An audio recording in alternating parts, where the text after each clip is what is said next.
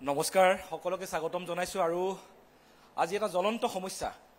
আমাৰ অসম তথা উত্তৰ পূৰ্বাঞ্চলৰ এটা জ্বলন্ত সমস্যাক লৈ আমি আলোচনা কৰিম আৰু গমেই পাইছে আপোনালোকে floods dams and power politics in North East India স্বাভাৱিকভাৱে যিটো এটা জ্বলন্ত সমস্যা এই সমস্যাটোৰ সৈতে ৰাজনীতিও জড়িত হৈ আছে আৰু শেহতীয়াভাৱে আমি আগতে এই গোটেই বিষয়বোৰ বানপানী আমি যিটো ডাউন ষ্ট্ৰীমত আছো আমি অসম বিশেষকৈ আমি ডাউন ষ্ট্ৰীমত আছো আৰু আমাৰ আপ ষ্ট্ৰীমত অৰুণাচল আৰু তাৰ পিছত চাইনা তিব্বত আছে আৰু এই গোটেই এটা যিটো প্ৰেক্ষাপট এই প্ৰেক্ষাপটত এটা জিঅ' পলিটিক্স ইয়াত জড়িত হৈ আছে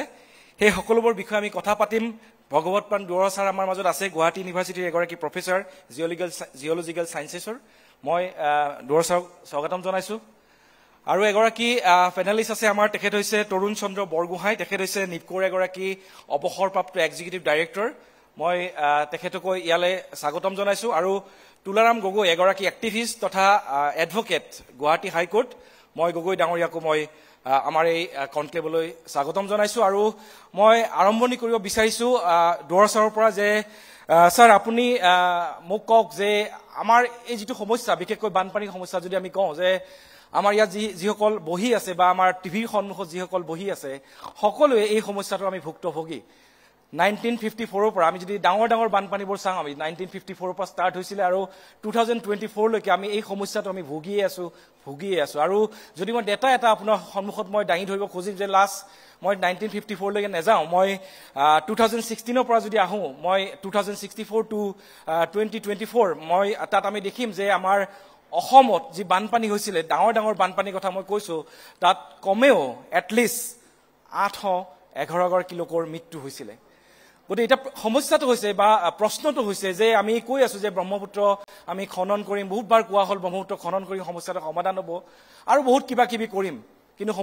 সমস্যা হৈ ৰ'ল গতিকে এই ক্ষেত্ৰত যিটো মেনেজমেণ্ট ফ্লাড মেনেজমেণ্ট ষ্ট্ৰাকচাৰেল আৰু নন ষ্ট্ৰাকচাৰেল এই দুইটা কথা ইয়াত জড়িত হৈ আছে আৰু লগতে মিটিগেশ্যন এই দুইটাৰ ওপৰত আপোনাৰ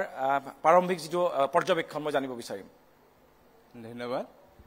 পোনপ্ৰথমে মই প্ৰতিদিন গোষ্ঠীক মোক আজি এনেকুৱা এটা মঞ্চত কথা ক'বলৈ সুযোগ দিয়াৰ কাৰণে ধন্যবাদ জ্ঞাপন কৰিছোঁ এতিয়া মূল বিষয়টোলৈ আহিব বিচাৰিছোঁ অসমত যিটো ইয়াৰ ভৌগোলিক অৱস্থান এইটো কাৰণে ইয়াত বানপানী হয় সেয়া এতিয়া যে হৈছে এইটো নহয় অতীতৰ পৰাই হৈ আছিল এতিয়া আমাৰ বিভিন্ন কাৰণত আমাৰ তাত বানপানীৰ পৰা ক্ষয়ক্ষতি হোৱাৰ কাৰণবিলাকৰ কাৰণে আমাৰ বেছি ক্ষয়ক্ষতি আমি দেখিবলৈ পাইছোঁ আমি যদি চাওঁ 1950 চনৰ আগত 1950 চনত যিটো ভূমিকম্প আহিছিল সেই বৰ ভূমিকম্পৰ সময়ত গোটেই অৰুণাচলৰ পাহাৰবিলাকৰ যিটো গাঁথনি সেই গাঁথনিটো বহুতখিনি ঢিলা হৈ গ'ল ওপৰৰ যিখিনি শিলৰ তৰপ বা মাটিৰ তৰপ আছিল সেইবিলাক বহুত ঢিলা হৈ গ'ল আৰু সেই সময়তে আমি দেখা পাইছোঁ যে সেইটো যিহেতু আগষ্ট মাহত আছিল আৰু সেইটো বানপানীৰ সময় আছিল তেতিয়া যথেষ্ট সেই বানৰ লগত সেই পাহাৰৰ যিবিলাক খন্দা মাটি আছিলে সেইবিলাক উটি ভাহি আহি পেলাই ব্ৰহ্মপুত্ৰৰ মাজত সোমাই গ'ল আৰু ব্ৰহ্মপুত্ৰ তেতিয়াই আমি দেখিছোঁ যে কেইবা মিটাৰলৈকে মানে বাম হৈ পৰিল আৰু আমি তাৰ পিছত দেখিলোঁ যে 1954 চনত সেইটো সময়ত গোটেই অসমত এটা বহুত ডাঙৰ বানপানী আহিছিল আৰু অকল অসমেই নহয় সেইটো সময়ত আমি বিহাৰ পশ্চিমবংগ আৰু উত্তৰ প্ৰদেশতো সেই সময়ত বানৰ যথেষ্ট প্ৰভাৱ পৰিছিল আৰু সেইকাৰণে ৰাষ্ট্ৰীয় বাৰ আয়োগ বনাই তেতিয়াহ'লে এই বান নিয়ন্ত্ৰণৰ ব্যৱস্থাটো কেনেকুৱাকৈ কৰিব পাৰি তাৰ এটা ব্যৱস্থাৰ কাৰণে আগবাঢ়িছিল আৰু তাতে কেইটামান মানে তিনিটা ভাগত সেই বান নিয়ন্ত্ৰণ পৰিকল্পনাটো কেনেকৈ কৰিব ঠিক কৰিছিলে এটা কৰিছিলে যে ইমিডিয়েট মানে বানপানী হোৱাৰ লগে লগে কি কৰিব আৰু এটা শ্বৰ্টকালীন মেজাৰ মানে শ্বৰ্ট টাৰ্ম মেজাৰ আৰু এটা মানে দীৰ্ঘকালীন ব্যৱস্থা এইকেইটা কৰাৰ কাৰণে ব্যৱস্থা মানে তেওঁলোকে সিদ্ধান্ত ল'লে আৰু তাৰ ফলতেই আমাৰ অসমত প্ৰথম হিচাপে আহিলে যে মাথাউৰি বনোৱা যে মাথাউৰিৰ দ্বাৰা আমাৰ যিবিলাক বিশেষকৈ যিবিলাক ইম্পৰ্টেণ্ট আমাৰ নগৰ চহৰ আছিলে সেইবিলাকত যাতে বানপানীৰে পৰা আমি সেইবিলাকক অলপমান ৰিলিফ দিব পাৰোঁ সেইটো কাৰণে তেনেকুৱা ধৰণৰ ষ্ট্ৰাকচাৰবিলাক বনোৱা হ'ল আৰু সেই যেতিয়া সিদ্ধান্ত লোৱা হৈছিল তেতিয়াই আছিলে যে এই যে মাথাউৰি বনোৱাটো কিন্তু এটা পিয়ৰলি টেম্পৰৰী মেজাৰ আৰু আজি বৰ্তমান আমি অসমত দেখা পাই আছো যে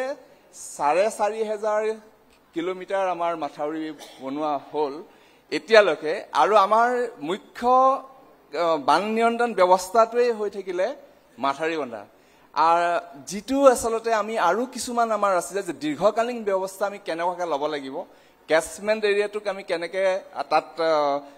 যাতে ছেডিমেণ্ট আহিব নোৱাৰে ছেডিমেণ্ট ট্ৰেপিং আমি কেনেকৈ কৰিব পাৰিম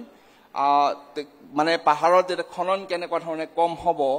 আৰু আমি আমাৰ ডেভেলপমেণ্টেল এক্টিভিটিবিলাক কেনেকুৱাকৈ লৈ যাম সেই কথাবিলাকৰ কিন্তু আজিলৈকে কোনো ব্যৱস্থা কৰা হোৱা নহ'ল যেনেকৈ এতিয়া ধৰক আমাৰ পপুলেশ্যন বাঢ়ি গ'ল 1951 চনত অসমৰ 102 জন আছিলে প্ৰতি বৰ্গ কিলোমিটাৰত পপুলেশ্যন জনসংখ্যা আৰু এতিয়া আমাৰ আহিলে 398 প্ৰায় 400 জন প্ৰতি মানে ঘন কিলোমিটাৰ বৰ্গ কিলোমিটাৰত গতিকে মানুহ যিহেতু বাঢ়ি গ'ল আমাক মানুহৰ কাৰণে ঘৰ লাগিলে ৰাস্তা লাগিলে আৰু বাকী ধৰবিলাক ইনফ্ৰাষ্ট্ৰাকচাৰ লাগিলে আমাক পাৱাৰ ৰিকুৱাৰমেণ্ট বাঢ়ি গ'ল গতিকে আমাক খাদ্যৰো ব্যৱস্থা কাৰণে আমাক কৃষি মাটি আমাক বঢ়াব লগা হ'ল ফলত আমি বহুত সময়ত ফৰেষ্ট লেণ্ড কাটিব লগা হ'ল মানে ফৰেষ্ট ধ্বংস কৰি পেলাই আমি ঘৰ দুৱাৰ বনাব লগা হ'ল আৰু মানুহে বাধ্যত পৰি আমাৰ যিবিলাকত আগতে বানপানী হোৱা জেগা এতিয়াও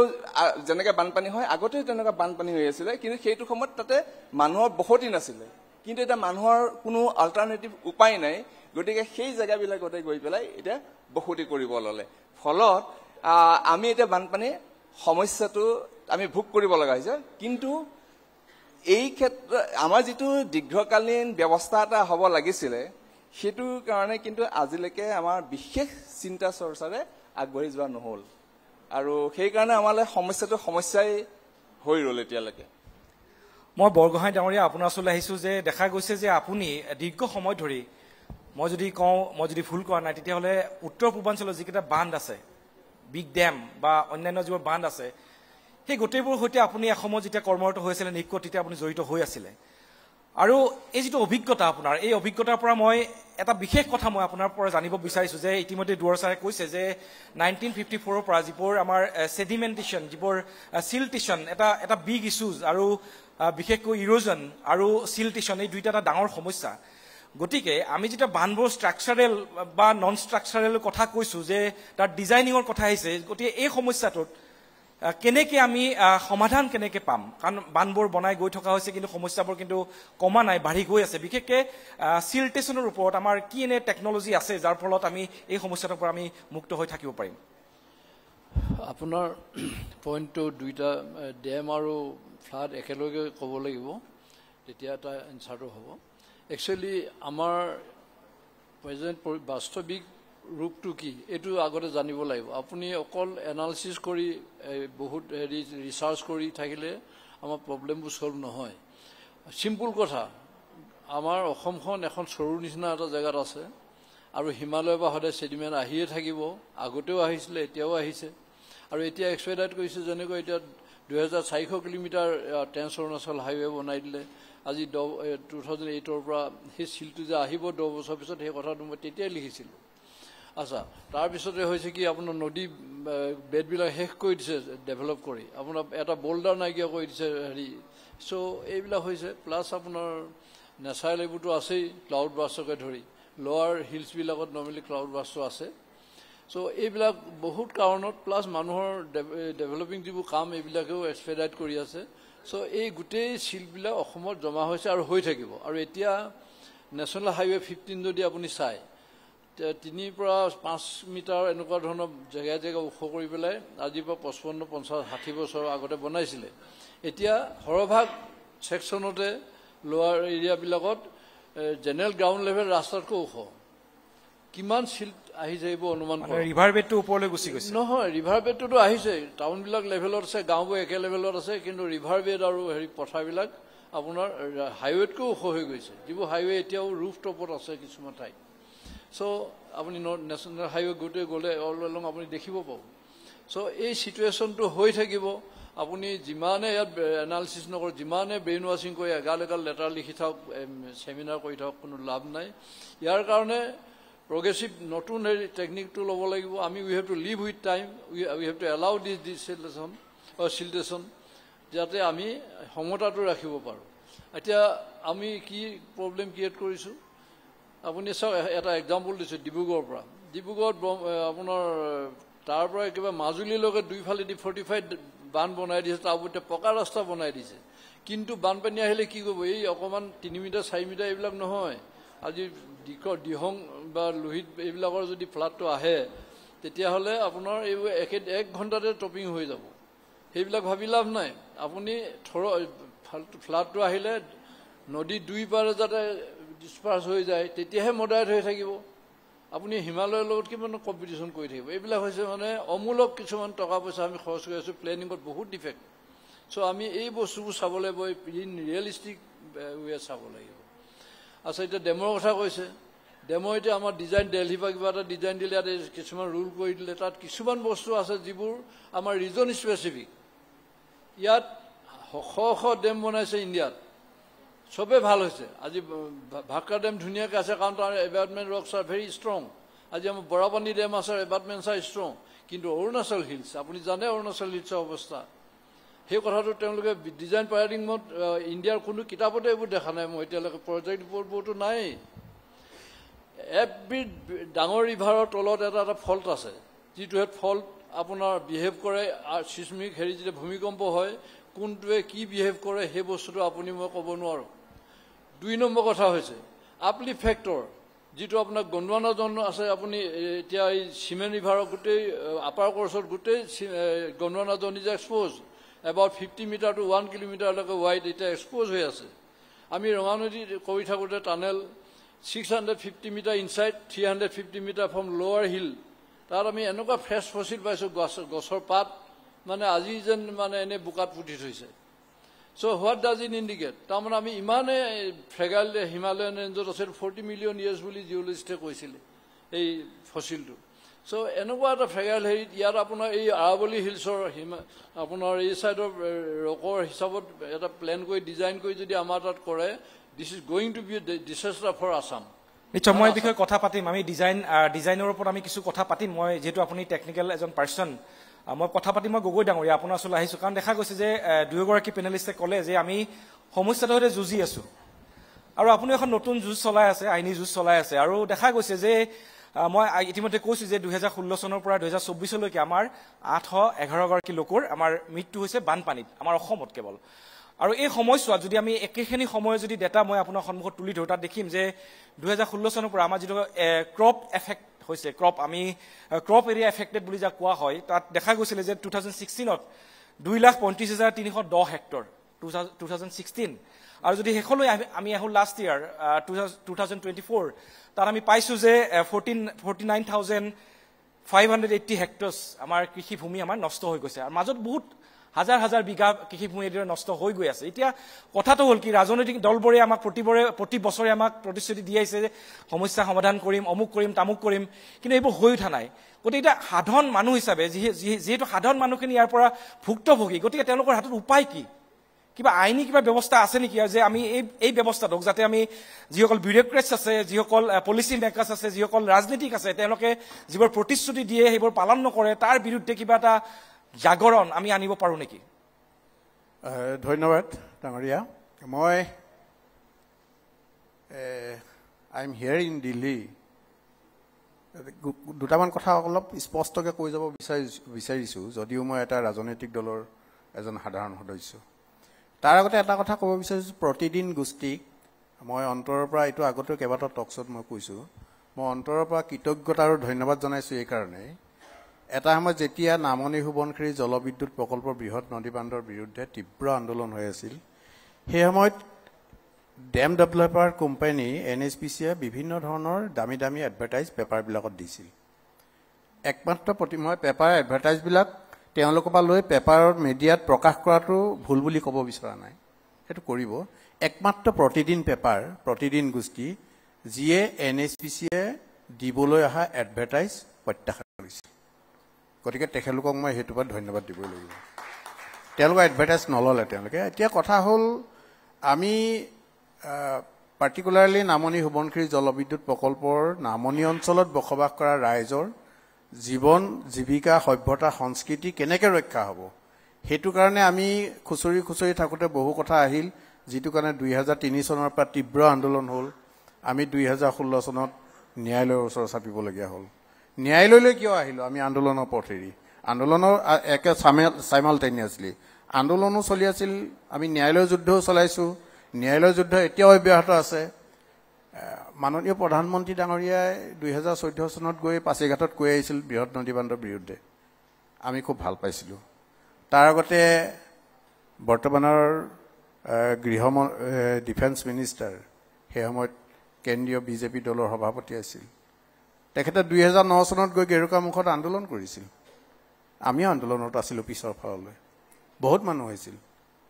আৰু তেওঁ কৈছিল এনেকুৱা ধৰণৰ নদীবান্ধটো ইমান কোনো ধৰণৰ ষ্টাডি নোহোৱাকৈ ইমান ডাঙৰ নদীবান্ধ এনেকুৱা ভূকম্পন এলেকাত হোৱাটো আমি নিবিচাৰোঁ। অসম ৰাজ্যিক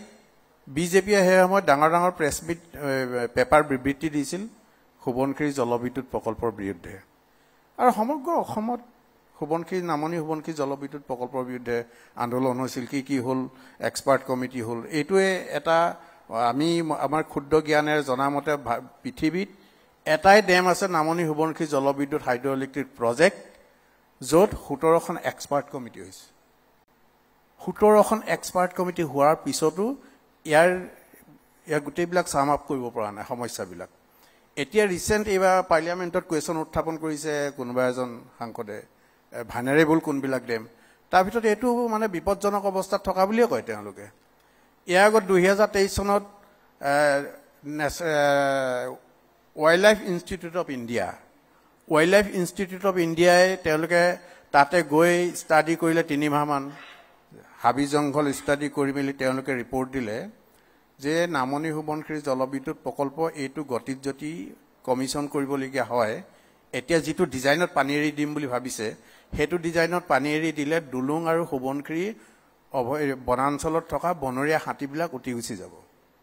পানী উটুৱাই লৈ যাব। এইটো ৰিপৰ্টত আছে, মোৰ লগত ৰিপৰ্টটো আছে, কাৰোবাক লাগিলে দিব পাৰিম। সেইটো আমি কোৱা কথা নহয় দেই, ৱাইল্ড লাইফ ইনষ্টিটিউট অফ ইণ্ডিয়াই কোৱা কথা। আমিতো একদম নগণ্য মানুহ। গতিকে এটা কনষ্টিটিউৱেণ্ট অৰ্গেনাইজেশ্যনে কৈছে। তাৰপিছত চেণ্ট্ৰেল ইলেক্ট্ৰিচিটি অথৰিটি, আমি কৰা কেছৰ ওপৰত ন্যায়ালয় গ্ৰীণ ট্ৰিবিউনেলৰ নিৰ্দেশত চেণ্ট্ৰেল ইলেক্ট্ৰিচিটি অথৰিটিয়ে গৈ তাত অধ্যয়ন কৰিলে। চেণ্ট্ৰেল ইলেক্ট্ৰিচিটি অথৰিটিয়ে ক'লে ইয়াত বহুত ফল্ট আছে, বহুত লেকুনা আছে, আপোনালোকে এইখিনি কাম কৰি লওক বুলি। কি ষ্টাডি কৰিব লাগিব, কি কৰিব লাগিব দি দিছে। এইখিনি আগতে কৰি লওক before commissioning of dam. Wildlife institute of ইণ্ডিয়াই কৈছে বিফৰ কমিশ্যনিং অফ ডেম তোমালোকে পানী যিটো মানে এৰিবা ডেম কমিশ্যনৰ সময়ত, কাৰণ 5 ঘণ্টা মানুহে পানী এৰিব, বাকীখিনি বন্ধ কৰি ৰাখিব ইমান ডাঙৰ নদী এখনৰ। গতিকে হাতীবিলাক যাতে উঠি নাযায়, তোমালোকে এইখিনি ষ্টাডি কৰা, যিবিলাক এতিয়ালৈকে নহ'ল। মহামান্য গ্ৰীণ ট্ৰিবিউনেলে আদালতে ইনক্লুডিং সুপ্ৰিম কোৰ্টৰ এটা জাজমেণ্টটো দোহাই দি গভৰ্ণমেণ্ট অফ ইণ্ডিয়াক এটা নিৰ্দেশ দিলে যে ইয়াত ইমান এক্সপাৰ্ট কমিটি হ'ল, এতিয়া লাষ্ট এখন এক্সপাৰ্ট কমিটি বনাব লাগে, যিখন এক্সপাৰ্ট কমিটিয়ে সকলোবিলাক চাম আপ কৰিব পাৰিব। 3 member expert committee, Prabhas Pandey, PM Scott, ID Gupta, এই 3জন আছিল। তেওঁলোক দেশৰ একদম বিদ্যান, তেওঁলোক হাইড্ৰলজিষ্ট, নদীবান্ধৰ সম্পৰ্কে তেওঁলোকে দেশৰ এজন আগশাৰী তেওঁলোকৰ বিশেষজ্ঞ। তেওঁলোকে গৈ ষ্টাডি কৰিলে, তেওঁলোকে ক'লে, ষ্টাডি শেষত ক'লে এখন independent dam reservoir management committee বনাবলৈ দিলে বিফৰ কমিশ্যনিং অফ ডেম। তেওঁলোকে নকৰিলে। এতিয়ালৈকে তেওঁ কাইলৈ পৰহিলে এই কমিশ্যন হওঁ যদিও কমিশ্যন কৰা তেওঁলোকৰ লোকসভাত কিছুদিন আগত কোৱা হৈছিলে যে এই বছৰৰ আমাৰ ইতিমধ্যে পাৰ হৈ গ'ল মে' মাহত প্ৰথম যি আছিলে 750 মেগাৱাটছ তেওঁলোকে কৰিব 3টা ইউনিট, তাৰপিছত পৰৱৰ্তী পৰ্যায়ত আৰু যেতিয়া 5টা ইউনিট, টোটেল 8টা ইউনিট বুলি কৈছে, 1250 মেগাৱাটছ, টোটেল 2000 মেগাৱাটছ তেওঁলোকে কৰিম বুলি কৈছিলে। কিন্তু তাৰ পৰা এতিয়ালৈকে কিন্তু ভাল খবৰ আহি থকা নাই, কিন্তু সদায় কিবা নহয় কিবা দুৰ্ঘটনা। তাৰমানে এতিয়ালৈকে 15 টাইমছ তেওঁলোকৰ কমিশ্যনিঙৰ ডেট পিছুৱাবলগীয়া আছে, 15 বাৰ। মোৰ ডেটবিলাক আছে, মই কৈ নাযাওঁ। 15 বাৰ কমিশ্যনিঙত ডেট বিচুৱাইছে, আমাৰ কাৰণে নহয়, ৰাইজৰ কাৰণে নহয়, প্ৰকৃতিৰ কাৰণে। অৰ্থাৎ দেয়াৰ ইজ লেকুনা, ক'ৰবাত গণ্ডগোল আছে, তেওঁলোকে যিটো কাৰণে পৰা নাই কমিশ্যন কৰিব। মই নাজানো, ভগৱানে জানিব পাৰে নে নোৱাৰে। এতিয়া এইটো এটা নামদি সমনশীল জলবিদ্যুৎ প্ৰকল্প, এতিয়া এইটো 2000 মেগাৱাট, এতিয়া দিবাঙত 3000 মেগাৱাট, চিয়াঙত 1700 মেগাৱাট, লোহিত নদী পৰশুৰাম কুণ্ড 1 কিলোমিটাৰ ওপৰত 1700 মেগাৱাট, চিয়াঙতো 2700। গতিকে তাৰ উপৰি আকৌ ভূটানৰ গাল আছেই নহয়, কৰিছো নদীয়ে কি কৰে কি নকৰে দেখিছে। গতিকে যিটো সময়ত সমগ্ৰ অসমৰ ৰাইজে কোনোবা এটা ইছ্যুত সাংঘাতিক ধৰণৰ লাগি থাকিব, সেই ইছ্যুটোত পলিটিকেল পাৱাৰ, যিবিলাক পলিটিকেল পাৰ্টিয়ে পাৱাৰ নাথাকে, সেই ইছ্যুটো হৈ মাত মাতে। গতিকে এইটো খুব আনফৰ্চুনেট, বৰ দুৰ্ভাগ্যজনক কথা। গতিকে আৰু মই আৰু এটা দুৰ্ভাগ্যজনক কথা মই এইখিনিতে শ্বেয়াৰ কৰিব বিচাৰিছো যে আমাৰেই দুৰ্ভাগ্য বুলি ক'ব লাগিব যে এই যিটো সোৱণশিৰি, নামনি সোৱণশিৰি জলবিদ্যুৎ প্ৰকল্প আছে, এই প্ৰকল্পটো যেতিয়া 2004ত যেতিয়া গ্ৰীণ ছিগনেল দিয়া হৈছিলে, তেতিয়া তাৰ বাজেট আছিলে 2,600, আমাৰ যিটো 285 crores, 6,000 আৰু এতিয়া প্ৰাইচটো এস্কেলেশ্যন হৈছে। হৈ পেলাই মই যিটো ৰিচেণ্ট ডেটা মই দিব খুজিছো, এইটো হৈছে 26,075 crores, হয়, য'ত আছিলে আপোনাৰ 6,285 আৰু এতিয়া হ'লগে 26,075 crores। কিমান দুৰ্ভাগ্য। মই আপোনাক জনাবলৈ পাই সুখী হ'ম কথা এটা, দুৱৰা চাই খুব ভালকে জানে। সোৱণশিৰি নদীবান্ধ, নামদি সোৱণশিৰি নদীবান্ধটোৰ ভূগৰ্ভত গভীৰতা আছিল 17 মিটাৰ, ফাউণ্ডেশ্যন বুলি যিটো কওঁ। তেওঁলোকে কোনো গম নোপোৱাকে, কোনো ধৰণৰ এক্সপাৰ্টাইজ নোহোৱাকে, কোনো টেকনিকেল এপ্ৰুভেল নোলোৱাকে 8 মিটাৰ কমাই দি 9 মিটাৰ এক্সিকিউট কৰিলে। কথা পাতি মই দুৱৰা ছাৰৰ ওচৰত আহিছো যে আমি ইমান দিনে অতদিনে আমি কেৱল নামনি সোৱণশিৰি বান্ধৰ কথা কৈ আছো। আমাৰ শংকা আছে কাৰণ আমি ডাউন ষ্ট্ৰীমত আছো, আপ ষ্ট্ৰীমত অৰুণাচল আছে, তাৰ ওপৰত আকৌ চাইনা তিব্বেত আছে। শেহতীয়াভাৱে এটা জিঅ' পলিটিক্সৰ যিটো ট্ৰেন্স বাউণ্ডেৰী জিঅ' পলিটিক্স আৰম্ভ হৈছে, কাৰণ দেখা গৈছে যে প্ৰধানমন্ত্ৰী নৰেন্দ্ৰ মোদী গৈছিলে চীনলৈ শেহতীয়াভাৱে, সুদীৰ্ঘ 7 বছৰৰ পিছত এটা নতুন বৰফ এটা গলিছে বুলি ক'ব লাগিব। কাৰণ গালৱান যিটো ক্লেছ হৈছিলে, তাৰ পিছত ইণ্ডিয়া চাইনাৰ মাজত এটা ক্লেছ হৈছিলে, সংঘাত হৈছিলে, তাৰপিছত দুয়োখন দেশৰ মাজত দ্বিপাক্ষিক সম্বন্ধ বেয়া হৈছিলে। কিন্তু শেহতীয়াভাৱে অৰুণাচলৰ পৰা কিছু দূৰ আঁতৰত ৱৰ্ল্ড লাৰ্জেষ্ট ডেম নিৰ্মাণ কাৰ্য আৰম্ভ কৰিছে চীনে। সোৱণশিৰিটো এতিয়া বহুত সৰু কথা, এইটো হৈছে আকৌ আপষ্ট্ৰীমত আছে ৱৰ্ল্ড লাৰ্জেষ্ট ডেম বনাব চাইনাই তিব্বেতত। ব্ৰহ্মপুত্ৰ শুকাই যাব নেকি, এই ধৰণৰ শংকা, আকাংক্ষা, দুৰাকাংক্ষা, বহুত কিবা কিবি আমাৰ মাজত হৈছে। তাৰ মাজত আকৌ প্ৰপেগাণ্ডা কৰা হৈছে যে চিয়াং আৰু ডিমাঙৰ যিটো বান্ধ, এইটো প্ৰয়োজন এই কাৰণেই যে আপষ্ট্ৰীমত চাইনা যিটো এক্টিভিটিজ কৰিছে, আমাৰ যিটো গ্ৰেট বেন আছে আমাৰ ব্ৰহ্মপুত্ৰত, এয়াৰলুং চাংপত, এইটোক বাধা দিবৰ বাবে আমাক দিবাং বা চিয়াঙৰ দৰে বান্ধৰ প্ৰয়োজন আছে। এই গোটেই কথাবোৰ এটা জিঅ' পলিটিক্সত এটা কেনেকুৱা প্ৰভাৱ পৰিব, আপুনি অকণমান বুজাই ক'ব। এইটো যদি আমি চাওঁ চাইনা ইণ্ডিয়াৰ ৰিলেশ্যনশ্বিপটো, যে আমাৰ মাজত তেনেকুৱা ধৰণৰ কোনো ট্ৰিটি নাই আজিলৈকে যে চাইনাত যদি নদীত কিবা কৰে যে আমাৰ ইণ্ডিয়াৰ পৰা কিবা এটা অনুমতি ল'ব লাগিব, তেনেকুৱা ধৰণৰ আমাৰ নাই। আমাৰ এতিয়া বাংলাদেশৰ লগত ইণ্ডিয়াৰ আছে, কিন্তু চাইনাৰ লগত আমাৰ একো নাই তেনেকুৱা ধৰণৰ। গতিকে চাইনাই যিখিনি তেওঁলোকৰ মতে কৰে, তেওঁলোকে কৰি যাবলৈ আমাৰ ফালৰ পৰা আমি কোনো আপত্তি হয়তো দেখাব পাৰোঁ। তেওঁলোকে একচেপ্ট কৰিব নকৰিব সেইটো সম্পূৰ্ণ তেওঁলোকৰ লগতে মানে এইটো সিদ্ধান্তটো তেওঁলোকে ল'ব পৰা হৈ আছে। গতিকে এই ক্ষেত্ৰত আচলতে আমাৰ ভাৰত চৰকাৰৰ পৰা তেওঁলোকৰ লগত আলোচনা কৰাটো এটা দৰকাৰ আছে। এইকাৰণে দৰকাৰ আছে যে ডেমবিলাক একেখন নদীত যেতিয়া ডেম বহুত হ'ব, চিয়াঙৰ আপাৰ পাৰ্টটোত চীনে বান্ধ বান্ধিব আৰু তলত আমাৰ ডেম আছে, তেওঁলোকে যদি ডেমৰ পানী যদি বেছি এৰি দিয়ে, তেতিয়াহ'লে আমি যি হাইড্ৰলজি ডেটা লৈ পেলাই আমি আমাৰ ডেমটো আমি নিৰ্মাণ কৰিছোঁ, সেই ডেমটোৰ সেইটো কেপাচিটি, সেই পানীটো ধৰি ৰাখিব পৰা কেপাচিটি নাথাকিবও পাৰে। গতিকে সদায় এটা ৰিজাৰ্ভৰ অপাৰেশ্যনৰ কাৰণে কেস্কেডিং ডেম যেতিয়া থাকে, প্ৰত্যেকটো ডেমৰ পৰা কিমান পানী এৰি দিব, তলৰ ডেমটোৱে কিমান পানী এৰি দিব, কিমান পানী ধৰিব, এটা তেনেকুৱা ধৰণৰ এটা কেলকুলেশ্যনৰ মাজত এটা ব্যৱস্থা থাকে। এতিয়া যে চীনৰ লগত যদি আমাৰ তেনেকুৱা ব্যৱস্থা নাই, তেতিয়াহ'লে কিন্তু তেওঁলোকৰ অপাৰেশ্যনটো ইণ্ডিপেণ্ডেণ্ট অপাৰেশ্যন হ'ব আৰু সেই নদীখনতে তললৈ আমাৰ ডেম আছে। গতিকে আমাৰ কিন্তু তেতিয়া এটা ভয়ৰ কাৰণ হৈ পৰিব পাৰে। আৰু এটা মই ক'ব বিচাৰিছোঁ যে অসমত সেইখিনি আগৰবাৰ অকণমান ৰখি গ'ল সেইটো হৈছে যে আমাৰ অসমৰ যিটো 78 লাখ হেক্টৰ মাটিৰ প্ৰায় 40% মাটিত বানপানী হয় আৰু তাৰে সেই যি 40% মাটিত বানপানী হয় সেই তাৰে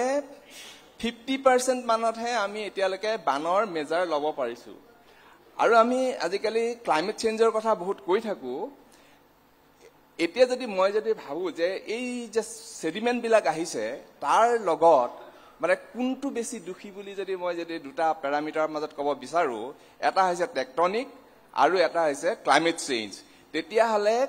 ক্লাইমেট চেঞ্জটো মানে বহু দূৰ পিছতে ৰখি যাব মই এইকাৰণে ক'ব বিচাৰিছোঁ যে 1950 চনৰ ভূমিকম্পৰ পিছত পাহাৰবিলাক ঢিলা হৈ যোৱাৰ লগে লগে তাৰ পৰা যিমান ছেডিমেণ্ট আহিল সেই 1950 পৰাটো আমাৰ ডাঙৰ ভূমিকম্প একো অহা নাই কিন্তু এতিয়াও আমি 1950 চনৰ আগৰ অৱস্থাটোলৈ যাব পৰা নাই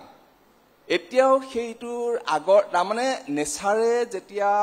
নেচাৰেল চিষ্টেম এটা নদী এখন বৈ থাকে সি নেচাৰে তাক ক'ত কেনেকুৱা ধৰণে মানে ইৰোশ্যন কৰি ল'ব লাগিব সি নিজে চিষ্টেম এটা বেচিনৰ মাজত এটা চিষ্টেম ডেভেলপ কৰে এইটো নিজক ষ্টেবিলাইজ কৰিবৰ কাৰণে কিন্তু আমাৰ যিটো হিউমেন ইণ্টাৰফাৰেঞ্চ হৈ আছে তো এইটোৱে সেই নেচাৰেল চিষ্টেমটোক আচলতে আমি ডিষ্টাৰ্ব কৰিছোঁ আৰু ফলত আমি এতিয়া এইবিলাক ভোগ কৰিব লগা হৈছে আৰু আমি যদি চাওঁ ব্ৰহ্মপুত্ৰ নদীখন কিন্তু বহল হৈ গৈয়ে আছে যদি 1950 চনৰ পৰা যদি আমি যদি এতিয়ালৈকে যদি চাওঁ ব্ৰহ্মপুত্ৰ নদীখন মানে বহল হৈ গৈয়ে আছে বহল কিয় হৈ গৈ আছে যে নদীখনত বালি পৰি যাওঁতে ওপৰৰ পৰা পানী যিখিনি আহে সেই পানীখিনি লৈ যা বহন ক্ষমতাটো তাৰ কমি গৈছে আৰু বহন ক্ষমতা বঢ়াবৰ কাৰণে ই পাৰবিলাক আচলতে খহাব লগা হৈছে গতিকে নদী এখন যেতিয়া আমি ব্ৰহ্মপুত্ৰত আমি দেখা পাইছোঁ যে নদীখনত যিমান বালিৰ গেট ই নমাই আনে তাৰে 70% নদীৰ বুকুত থাকি যায় মাত্ৰ 30% আমাৰ বংগোপসাগৰত মানে পৰেগৈ গতিকে প্ৰতি বছৰে যদি যিমান বালি কঢ়িয়াই আনি আছে তাৰ 70% যদি মাটি যদি আমাৰ এটা জমা হৈ গৈ থাকে তেতিয়াহ'লে ব্ৰহ্মপুত্ৰখন এদিন আমাৰ একেবাৰে মানে এতিয়াতো বাম হৈ আহিছে ইমানেই বাম হৈ যাব যে আমাৰ সমতল ভূমিৰ লগত একাকাৰ হৈ যাব আৰু তেনেকুৱা যদি হ'বলৈ হয় তেতিয়াহ'লে আমাৰ ইয়াতে বানপানী সমস্যা এতিয়া ধৰক আমাৰ 40% বুলি কৈছোঁ তেতিয়াহ'লেতো আমাৰ প্লেইনছ এৰিয়াত হয়তো 80% 90% এৰিয়াও বানপানীৰ মাজত আহিব পাৰে আপোনালোকে চাওক গুৱাহাটীৰ কথা যদি চাই গুৱাহাটীৰ আগতে বানপানী কিমান হৈ আছিলে আৰু এতিয়া কিমান হৈ আছে এই যে হৈ আছে এইবিলাকত মিছমেনেজমেণ্ট আছে এতিয়া ধৰ যোৰাবাটত বানপানী হয় যোৰাবাটৰ মই এইকাৰণে ক'ব বিচাৰিছোঁ যে যোৰাবাটৰ পৰা আচলতে যোৰাবাটৰ যিখিনি অঞ্চলত বানপানী হয় তাৰ পৰা এখন নদী দিগাৰুলে এখন উপনদী আছিলে সেই নদীখনে যোৰাবাটৰ পৰা পানীটো ওলাই লৈ গৈ আছিলে এতিয়া হ'ল কি যে মানুহে ঘৰ বনাই দিলে ৰাস্তা বনাই দিলে নদীখন পুতি পেলালে গুৱাহাটীত এনেকুৱা বহুত ধৰণৰ পুৰণা যিবিলাক আপোনালোকে যদি চাই পুৰণা তথ্যবিলাক য'ত নদীবিলাক আছিলে হয় ঠেক কৰি দিলে নহয় আমাৰ পুতি পেলালো ফলত আমাৰ এনেকুৱা সমস্যা আছে যে এতিয়া আমাৰ ইমান ছেডিমেণ্ট আহি আছে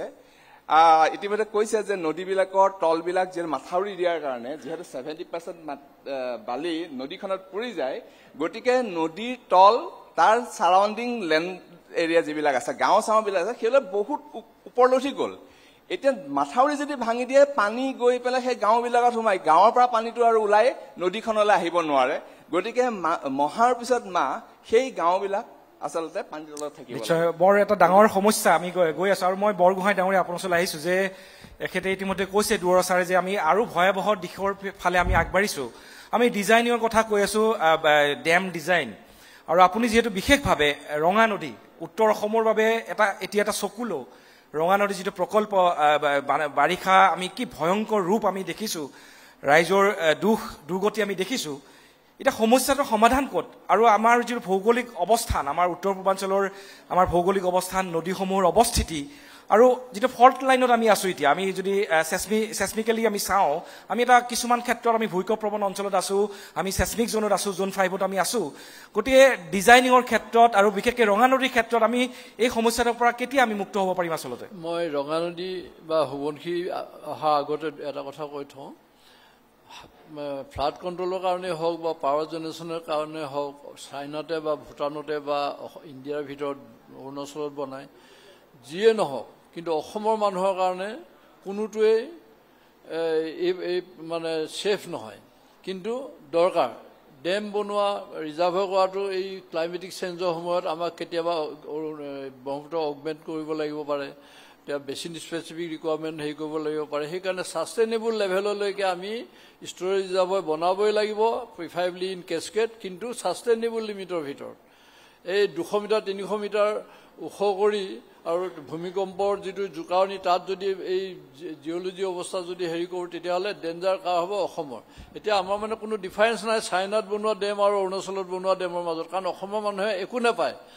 ডেম বনাব, প্ৰফিট হ'ব, কিবা হ'ব, এইবোৰ চব তাত হ'ব। তলত কি হৈছে, ন'বডি বৰ্ডাৰ্ছ, কোনো প্ৰভিজন নাই, কোনো ৰুলত নাই যে ডাউন ষ্ট্ৰীমত কোনোবা এজন অফিচাৰ ডাউন ষ্ট্ৰীমত কিবা এটা কাম কৰিব পাৰে। চ' টোটেল নেগলেক্টেড। আৰু অসমত পাৰ্মানেণ্ট মেজাৰ এইকাৰণে লাগে কাৰণ অসমে একমাত্ৰ ষ্টেট গোটেই ইণ্ডিয়াৰ ভিতৰত য'ত চাৰিওফালে পানী আহি অকল অসমতে পায়। আৰু কি ধৰণে মাহীয়ে চকুৱে চাই থাকে। আজি আপোনাৰ এটা কেছ আছে, ধৰি লওক 1998 নেকি, য়েছ, এই আপোনাৰ হেৰিত ইউপিত এবাৰ এটা ফ্লাডৰ এটা অংশত এফেক্ট হ'ল, 300 কোটি টকা দিলে। অসমত গোটেই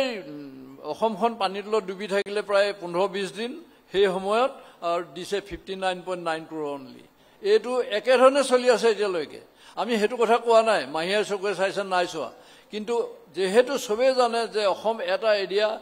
এইটো কৰিব লাগে, পাৰ্মানেণ্ট মেজাৰ এটা এবাৰ লওক। আৰু আজিকালি নতুন ছিষ্টেম আছে, যি ছিষ্টেমেৰে আপোনাৰ পাৰ্মানেণ্টলি টোটেল প্লেনটো কৰক, টকা এভেইলেবল মতে বা প্ৰায়ৰিটি ৰিকুৱাৰমেণ্ট মতে সেই পৰ্চনটো কৰক, পিছত লাহে লাহে গৈ থাকক।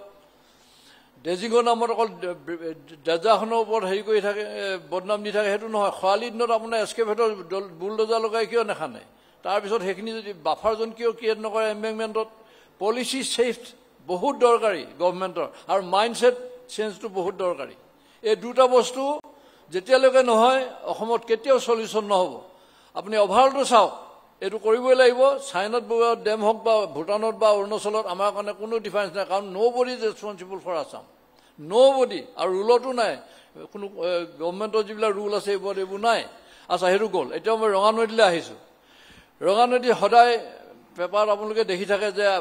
নদী পানী খুলি দিয়াৰ কাৰণে লখিমপুৰ টুৰ গ'ল। আচলতে কনচেপ্টটো টোটেলি ভুলকৈ প্ৰেজেণ্ট হৈ থাকে। মই 20 বছৰ তাত জংঘলৰ পৰা বনাই মেলি কৰি কমিশ্যন কৰি 3 বছৰ চাই মেলি মই আহিছোঁ। মই প্ৰতিজোপা গছ চিনি পাওঁ। সেইকাৰণে মই আপোনালোকক এটা কথা কৈছোঁ যে ৰঙানদী ডেমৰ 2খনমান ফুটবল ফিল্ডৰ সমান যিটো ৰিজাৰ্ভৰ, সি 1 কিলোমিটাৰলৈকে এফেক্ট নকৰে। তাৰ ওপৰত গোটেইখিনি নেৰে, অলপমানখিনি এৰে। কিন্তু তাৰ ডাউনত ৰঙা গড় ব্ৰিজৰ পৰা এইফালে ইমানেই ক্লাউড বাৰ্ষ্ট হয় যে it itself is sufficient for another project. এতিয়া মই সেইকাৰণে ছাজেষ্ট কৰিছিলোঁ যে যেতিয়া ইয়াৰ মানে লাইফটো 100 বছৰ শেষ হ'ব, এইটো ডিছমেণ্টেল কৰি you go' for another dam down and go' for cascade development. তেতিয়া কি হ'ব, ৰঙা নদী আজি মৰি গ'ল, আজি তাত কোনো একুৱাটিক লাইফ নাই। এই বস্তুটো আগতে লিখা হৈছিলে ইনভেষ্টিগেশ্যন হোৱা দিনতে, কিন্তু গভৰ্ণমেণ্টৰ হেৰি মানে প্ৰজেক্টটো হ'ল। এতিয়া একমাত্ৰ হৈছে যেতিয়ালৈ 100 বছৰ মানে কেছকেট কৰিব তেতিয়াহে এইটো হ'ব, আদাৰৱাইজ এই বানপানী হৈ থাকিব। কাৰণ ৰিভাইভেট উঠিলে, গছ গছনি হৈ গ'ল। এতিয়া কিন্তু লগত আৰু এটা কথা ক'লে আপুনি, নতুন কথা ইয়াত সংযোগ হ'ল যে ডিছমেণ্টেলৰ কিবা পলিচি আছে নাই আমাৰ ইয়াত? ডিছমেণ্টলিঙৰ পলিচি নাই, ডিছমেণ্টলিঙৰ কোনো পলিচি নাই। আজি বৰাপানী ডেম আজি 65 years কমপ্লিট হ'ল। উমিয়াম ৰিভাৰ ব্লক কৰি পেলাই কৰিলে। এতিয়া তাৰ ওপৰেদি আপোনাৰ গাড়ী ঘোঁৰা চলি থাকে, কিমান চিছমিক এফেক্ট হৈছে। লাকিলি ৰকটো ভাল, ই ছাষ্টেইন কৰিছে। আৰু 1 কিলোমিটাৰ ওপৰত পানী লেভেল আমাৰ মৰিগাঁও গ্ৰাউণ্ড লেভেলতকৈ। আজি যদি ভাগি যায় বাইচান্স, কিবা এটা যদি হয়, নকৰক ভগৱানে, মৰিগাঁও 2 ঘণ্টাও নাথাকে। এনেকুৱা এটা পৰিস্থিতিত আছোঁ আমি। আৰু এতিয়া যেতিয়া এই যে তাৰ এজটো শেষ হ'ব, ডিজাইন পিৰিয়ডটো এপ্ৰক্সিমেটলি 100 years বুলি ধৰে, যদি 35 বছৰৰ পিছত ডিসমেন্টলিঙৰ প্ৰভিজন কি প্লেন আছে কতো নাই ইণ্ডিয়াৰ ৰুলত এতিয়ালৈকে ওলোৱাই নাই সো ডিসমেন্টলিঙৰ এতিয়াই প্লেন কৰিব হ'ল আৰু যদি এটো ডিসমেন্টেল হয় অসমে তেতিয়া উমিয়াম বিভাগ আকৌ ঘূৰাই পাব 100 বছৰৰ পিছত তাৰ পিছত তেওঁলোকে নিজে এটা কিবা হেৰি কৰি ল'ব পাৰিব হুবনশিলে একমাত্ৰ হুবনশিলে আহি আছে এতিয়া আচ্ছা ৰঙানদী কথাটো ক'লো কেনেকৈ দিছেৰি হ'ল ৰঙানদী এই তাত ইমানে ক্লাউড বাছ হয় ডাউন ষ্ট্ৰীমত ডেমৰ ডাউন ষ্ট্ৰীমত ধৰি লওক ৰঙা গছ বীজ বৈ ডাঙৰ ডাঙৰ ৰুম চাইজ বোল্ডাৰ একদম ৰাস্তা ওপৰেদি গৈ নদীত পৰেগৈ মই নিজে এইবিলাক দেখিছোঁ আৰু চাবলৈ তেতিয়াও মানুহ যাব পাৰে মই 20 বছৰ ধৰি অবজাৰ্ভ কৰি এই কথাটো কৈছোঁ মই এনেই কোৱা নাই আৰু মোৰ লগত গৈ কোনোবা সেইটো চেলেঞ্জ কৰি চাবগৈ পাৰে এটা হ'ল সেইটো হুবন কথাটো কওঁ এতিয়া হুবনশী ষ্ট্ৰাকচাৰ হেৰিৰ ওপৰত মই কম্পিটেঞ্চি ওপৰত মই কথাটো নকওঁ কাৰণ এইবোৰ ডিজাইন কৰিছে তেওঁলোকে বনাইছে তেওঁলোকেও জানে কিন্তু এটা কথা লেকিং সেইটো হৈছে কি ফুল ৰিজাৰ্ভৰ লেভেলত এবাটমেণ্ট ৰক আৰু ৰিজাৰ্ভৰ হিল শ্লোপবোৰে কি বিহেভ কৰিব সেই এনালিচিছটো প্ৰজেক্ট ৰিপৰ্টত নাই যিটো কাৰণত we are apprehensive of any trouble downstream আৰু ইটো কথা হৈছে 8টা মেচিন যেতিয়া অকল 5 ঘণ্টাৰ কাৰণে চলাব দিনত আৰু সদায় 5 ঘণ্টাৰ কাৰণে উঠা নমা কৰি থাকিব এখন নদী হৈ থাকিব নেকি পাগল নহয় নেকি এইবোৰ যিবোৰে প্লেন কৰিছে এইবোৰ কিন্তু তেওঁলোকে সদায় কৈ আছে যে ৰানন্দা ৰিভাৰ প্ৰজেক্ট বুলি কৈ আছে এইবোৰ মানে এইখন নদী হৈ থাকিব নেকি সেই 8টা মেচিনে যোৱাৰ পিছত সেই এলুভিয়েল চইলটো সেইখন সেই ডাউনৰ মানুহ নহয় নেকি এইবোৰ চ' মানুহৰ খং এটা আছে মই কথা কোৱাৰ কাৰণ এইকাৰণে মানে চেণ্টিমেণ্টত লাগে কিছুমান কথা তেওঁলোকে কিবা এটা অথৰিটি হ'ল বুলিয়ে কৰিব আৰু আমাৰ মানুহ মৰি থাকিব এইটো নহয় আৰু ডাউন ষ্ট্ৰীমৰ এইখিনি কথা তেওঁলোকে চলাওক হুবনশী চলাবলৈ এতিয়াও আমি কওঁ কিন্তু হুবনশী চলাবলৈ হ'লে within the carrying capacity of the river ছাইডত কোনো ডিষ্টাৰ্ব নোহোৱাকৈ ওচৰৰ যিবিলাক নৈ বিল খাল এইবিলাকত ডিষ্টাৰ্ব নোহোৱাকৈ চলাই থাকক আমাক ক'বলৈ একো নাই কিন্তু ডাউন ষ্ট্ৰীমত য'তে ইম্পেক্ট হয় এওঁলোকে 1 পইচাও নাপায় একো বেনিফিট নাপায় কিন্তু অকল নষ্ট হৈ থাকিব সেইটো আমি এলাও কৰাটো অসমবাসীয়ে নিবিচাৰে নিশ্চয় মই গগৈ ডাঙৰীয়া আপোনাৰ ওচৰলৈ আহিছোঁ আমাৰ সময়ো কমি আহিছে লাহে লাহে মই গগৈ ডাঙৰীয়া খুব চমুকে আৰু মই আপোনাৰ পৰা জানিম এখেতে ক'লে যে ডাউন ষ্ট্ৰীম আমি যিহেতু অসম সাপেক্ষে কথা যদি কওঁ আমি তেতিয়াহ'লে আমি ডাউন ষ্ট্ৰীমত আছোঁ আৰু আমাৰ নিৰাপত্তা সুনিশ্চিত হ'ব লাগিব এই কথাটো কিন্তু নামনি অংশত যিখিনি বাসিন্দা আছে যিসকল লোক আছে তেওঁলোকে কিন্তু এতিয়াও আশ্বস্ত হ'ব পৰা নাই গতিকে উপায়টো কি আচলতে ইয়াক কেনেকৈ ৰোধ কৰিব পৰা যাব যে আমি কেতিয়া আশ্বস্ত কৰিব পাৰিম সেইসকল বিষয়ক কেতিয়া বাধ্য কৰিব পাৰিম সেইসকল পলিচি মেকাৰক আমি কেতিয়া বাধ্য কৰিব পাৰিম যে ডাউন ষ্ট্ৰীমৰ সুৰক্ষা নিশ্চিত নোহোৱালৈকে এইটো কমিশ্যন হ'ব দিয়া নহ'ব এই কথাটো আমি কেতিয়া গম পাম চাওক আপুনি বৰপেটা গোৱালপাৰা চোৱালপাৰা এইপিনে নামনি অসমত যেতিয়া পানী হয় ভূটানৰ পৰা অহা পানী কৰিছো বুলি এটা নদী বান্ধৰ পৰা এৰি দিয়া পানীহে বানপানী সৃষ্টি কৰে বুলি আমাৰ এডমিনিষ্ট্ৰেশ্যনে প্ৰচাৰ কৰে কৰিছো নদী বান্ধটো 60 মেগাৱাট কেপাচিটি ৰঙানদী নদী বান্ধটো 405 মেগাৱাট কেপাচিটি আৰু অসমৰ পৰা বহুত দূৰত আছে সেইবিলাক ৰঙানদীটো বোধহয় ছাৰ গম পাব 40 কিলোমিটাৰৰ ভিতৰত আছে নেকি বৰ্ডাৰৰ পৰা আমাৰ হুবনশিৰি যিটো হৈছে হুবনশিৰি একদম একেবাৰে অসমৰ বৰ্ডাৰতে লাগি আছে এইটো আৰু বহুত দূৰলৈ নাই একেবাৰে অসমৰ বৰ্ডাৰত 2000 মেগাৱাট এটা 60 মেগাৱাট এটা 405 মেগাৱাট যিকেইটা জ্বলাকলা খুৱাই আছে এইটো 2000 মেগাৱাট যি সৰুকেইটা বহুত ভিতৰত আছে এইটো একেবাৰে আমাৰ বৰ্ডাৰত আছে গতিকে আমি এতিয়ালৈকে মই একেবাৰে নিকট ডাউন ষ্ট্ৰীমত বসবাস কৰা মোৰ ঘৰ তাত যিহেতু আমি জানো তাত কিমান লেবাৰ্ছবিলাক কাম কৰা শ্ৰমিক কেনেকৈ মৰিছে কেনেকৈ তেওঁলোকক ক্ষতিপূৰণ এতিয়ালৈকে দিয়া নাই বহুত মৰিছে এইবিলাক লুকুৱাই ৰাখে আনকি সাধাৰণ দুজাকমান বৰষুণ দিয়াৰ পিছতে এতিয়াই যিটো ভয়াৱহ সমস্যা তাত সৃষ্টি হয় যিটো ৰূপ লয় তাত শুনি থকা ছাৰেহঁতে একেলগে জানিব বিজ্ঞ মানুহ তাৰ নদী পানীৰ যিটো চাউণ্ড মই ভাবোঁ ইয়াত ডেমৰ ডিজাইন কৰা মানুহকেইটা শুনিলে পলাব এতিয়াই যদি এতিয়া আমাৰ এপ্ৰিহেনশ্যন এটা আছে আমাৰ এপ্ৰিহেনশ্যনটো অতি লেজিটিমেট অতি যোগ্য বুলি বিভিন্ন বিশেষজ্ঞসকলে প্ৰকাশ কৰিছে ইভেন এইবাৰ লোকসভাতো তেওঁলোকে কৈছে ভানাৰেবল লোকসভাত তেওঁলোকে উত্তৰ দিছে আনকি পাৱাৰ মিনিষ্টাৰে কৈছে এইটো ভানাৰেবল কিন্তু সমস্যাটো সমাধান নহয় কাৰণ মই আগে ক'লো নহয় পাৱাৰ নাথাকোঁতে আমাৰ আন্দোলনত চামিল হয় পাৱাৰত থাকিলে সেই কামটোকে আকৌ কৰিবলৈ যায় গতিকে এনে হয় আমাৰ এপ্ৰিহেনশ্যন আছে সেই এপ্ৰিহেনশ্যনৰ কাৰণে আমি তেওঁলোকক কৈছোঁ এইটো ৰিএছেছ হ'ব লাগে ইতিমধ্যে চেণ্ট্ৰেল ইলেক্ট্ৰিচিটি অথৰিটিও কৈছে এইটো ৰিএছেছমেণ্ট কৰিব লাগে আৰু ইয়াৰ পানীটো কেনেকৈ এৰিব তাৰ এটা অধ্যয়ন হ'ব লাগে সেইটো ৱাইল্ড লাইফ ইনষ্টিটিউট অফ ইণ্ডিয়াই কৈছে গতিকে এইটো ৰিএছেছমেণ্ট কৰিহে কমিশ্যন মই ডেমৰ এগেইনষ্টত কোৱা নাই I am not opposing the dam at all ডেমটো হওক কিন্তু প্ৰথম আমাৰ ডাউন ষ্ট্ৰীমত বসবাস কৰা লোকসকলৰ আপ টু মাজুলীলৈকে আমাৰ জীৱন জীৱিকা সভ্যতা সংস্কৃতি নিৰাপত্তাৰ প্ৰতিশ্ৰুতি আমি পাব লাগিব আমি আশ্বস্ত হ'ব লাগিব আমি তেতিয়ালৈকে আছোঁ, কিন্তু তেওঁলোকেতো এতিয়া কমিশ্যন কৰিবলৈ গৈ আছে, সেইকাৰণে আমি ন্যায়ালয়ৰ দ্বাৰস্থ হৈছোঁ। মই আহিম শেষত মই আহিম অকণমান সময়ত মই এণ্ডিং ৰিমাৰ্কছ ল'ম আপোনাৰ পৰা। মই দুৱছৰ আপোনাৰ পৰা শেষৰটো প্ৰশ্ন আপোনাক মই দিছোঁ যে আমি আচলতে উন্নয়নৰ বিৰোধী নহয়, আমাক উন্নয়ন লাগে, ছাষ্টেইনেবল ডেভেলপমেণ্ট লাগে। ছাষ্টেইনেবল বুলি কৈছোঁ মই, বহনক্ষম উন্নয়ন আমি বিচাৰোঁ। আৰু আমি অসম সাপেক্ষে যদি কওঁ আমাক বিদ্যুৎ লাগিবই, কাৰণ বিদ্যুৎ এতিয়া প্ৰয়োজন, অতি প্ৰয়োজন। আমি বহুত পিছ পৰি আছোঁ বিদ্যুৎ উৎপাদনৰ ক্ষেত্ৰত, কাৰণ আমাৰ অসমৰ এতিয়া আজিৰ তাৰিখত আমি যদি পিক আৱাৰ্ছৰ কথা চাওঁ, আমি পিক আৱাৰ্ছত আমাক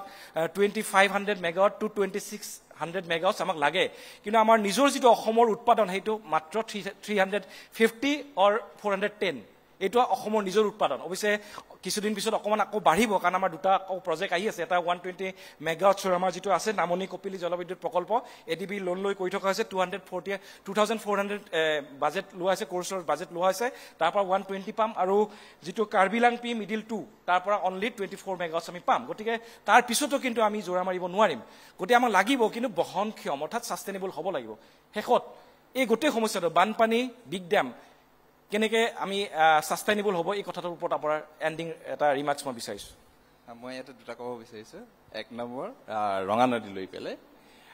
ৰঙা নদীৰ যিটো ডেম আছে, যিটো আমাৰ মানে সমস্যাৰ কাৰণ বুলি আমি কৈ আছোঁ। আৰু এইবাৰ মই দেখিলোঁ যে প্ৰথমবাৰৰ কাৰণে যিটো NRSC national remote sensing service centre, তেওঁলোকে গভৰ্ণমেণ্ট অফ আছামৰ হৈ পেলাই এটা ৰিপৰ্ট দিছে, যিটো ফ্লাড জোনেশ্যন মেপিং অফ আছাম। আৰু তাতে তেওঁলোকে ক্লিয়াৰলি উল্লেখ কৰিছে যে ৰঙা নদী ডেমৰ কাৰণে আৰু দৈয়াং যিটো জলবিদ্যুৎ প্ৰকল্প, এই দুটাৰ কাৰণে অসমত বানৰ সমস্যা হয় বুলি পেলাই অফিচিয়েলি তেওঁলোকে তাতেটো ৰিকগনাইজ কৰিছে। এতিয়া ইতিমধ্যে আমাৰ এজন বক্তাই কৈ গৈছে যে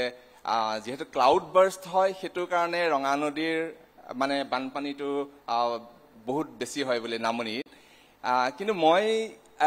প্ৰায় লাষ্ট 90 বছৰৰ যিটো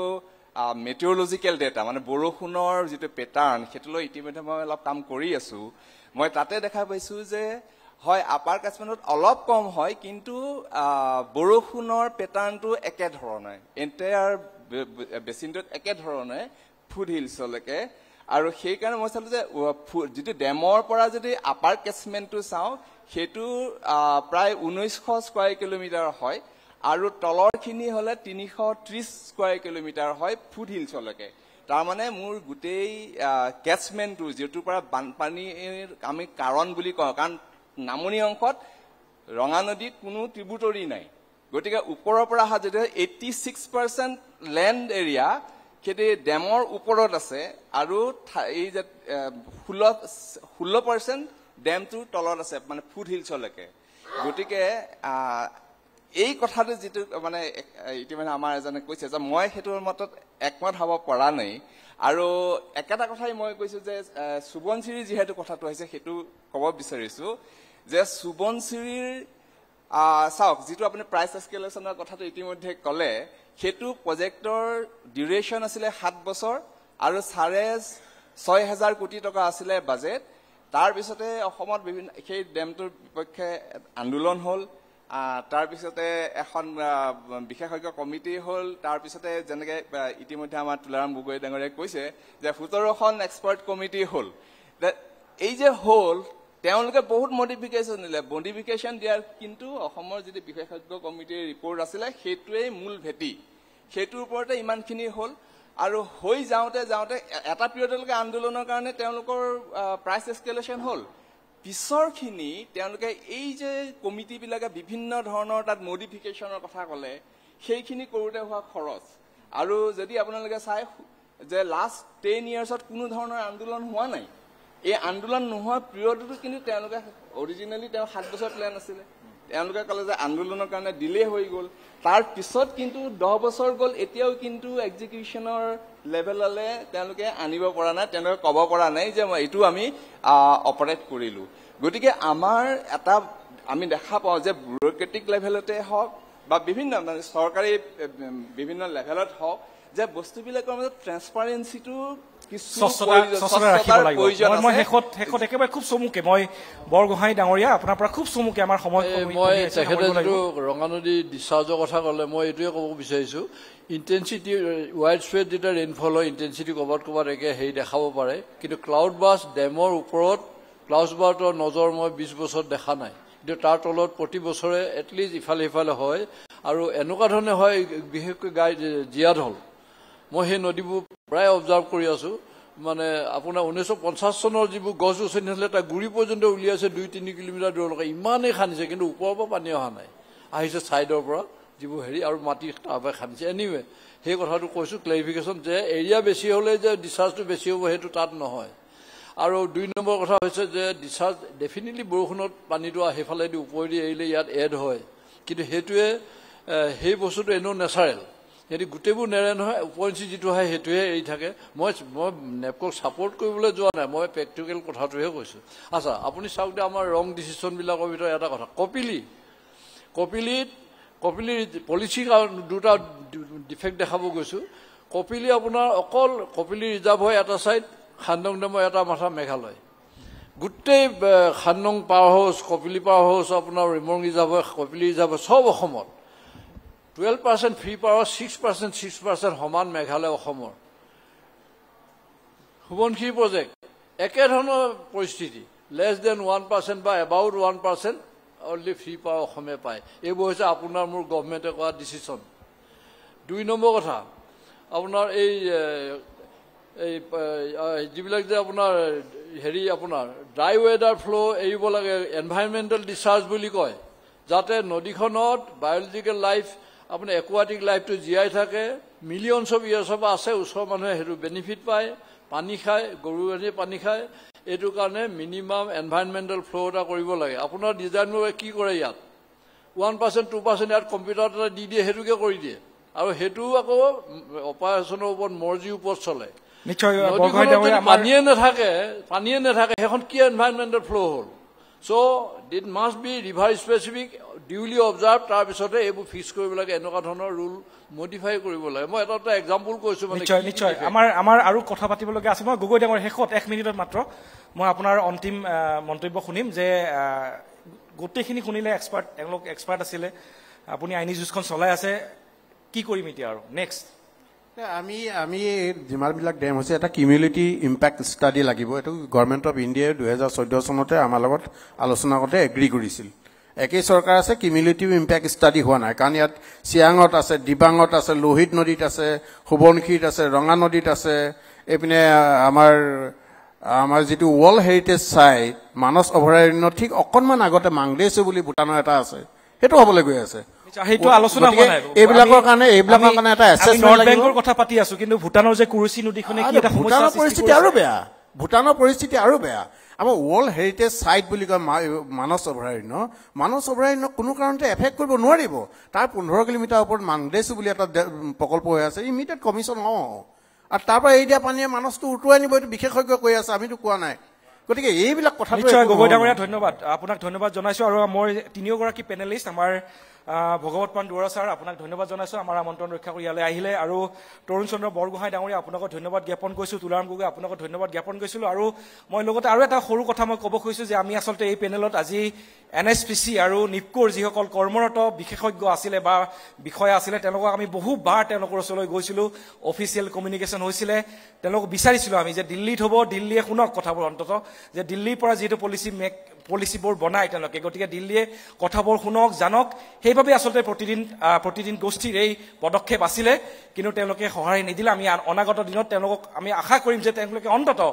ৰাইজৰ পক্ষত থাকি ৰাইজৰ হৈ তেওঁলোকে কথাবোৰ ক'ব আৰু ৰাইজে যাতে এই বিষয়বোৰৰ পৰা এই যিটো তেওঁলোকৰ মন মগজুত যিবোৰ সোমাই আছে ভয় শংকা এইবোৰ যাতে ৰাইজে আঁতৰি থাকিব পাৰে তাৰ বাবে অন্তত এই যিবোৰ চৰকাৰী যিটো ব্যুৰ'ক্ৰেটছ আছে সেই তেওঁলোকে যাতে এই কথাবোৰ মৰ্ম বেদনাবোৰ ৰাইজৰ বুজিব পাৰে সেই আশা আমি এই দিল্লীৰ এই মঞ্চৰ পৰা কৰিছো আৰু সেই আশাৰে মই নয়ন প্ৰতিম কুমাৰ এই অনুষ্ঠানৰ পৰা বিদায় লৈছো ধন্যবাদ